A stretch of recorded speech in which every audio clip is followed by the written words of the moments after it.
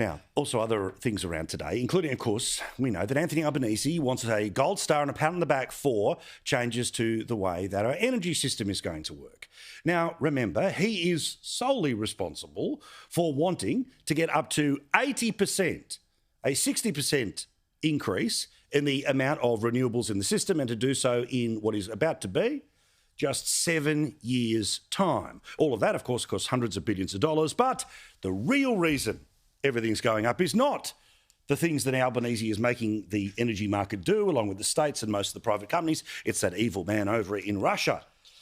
But to do all of this, and I won't bore you again with how it works, but it's about capping the amount that could be sold when it comes to coal and gas. But the real deal here is that they're going to give extra money to the states, and the states will end up handing out the $300 rebates as opposed to them coming from the federal government.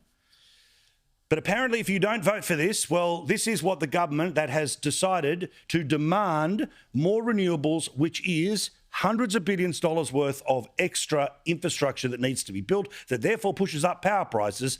This is what they say if you don't agree with their solution of capping and compensating. Now, anybody who votes against this in the parliament is voting for higher prices for Australian industry and for Australian families. And as we mentioned last night, whenever you put extra money into the system or you divert monies that otherwise would go to paying one bill, freeing people up to pay other things, it can become inflationary. As was noticed today by the Australian Financial Review, among others, that plenty of economists are saying this is going to have problems with inflation. But of course, inflation doesn't matter, despite the fact that even the ACTU says that 1 in 4 Australians, due to inflation, due to cost of living, are skipping meals.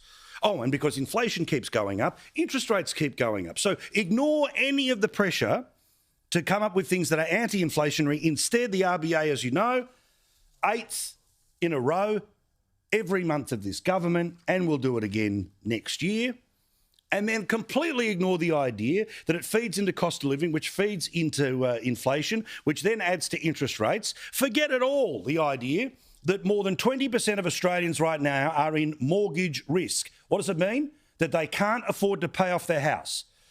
So ignore the fact that this energy plan, which will end up being inflationary, not really solving the problem of extra hundreds of billions of dollars worth of infrastructure that needs to be paid for, that will increase inflation, increase interest rates, and will push more people out of their house.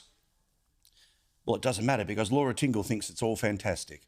Put simply, her end of year analysis is Labor awesome, energy thing particularly awesome, because a deal's a deal, and in Canberra, where you can afford to pay whatever happens, no one cares about the fine print. But we will talk about the fine print with Senator Matt Canavan very shortly.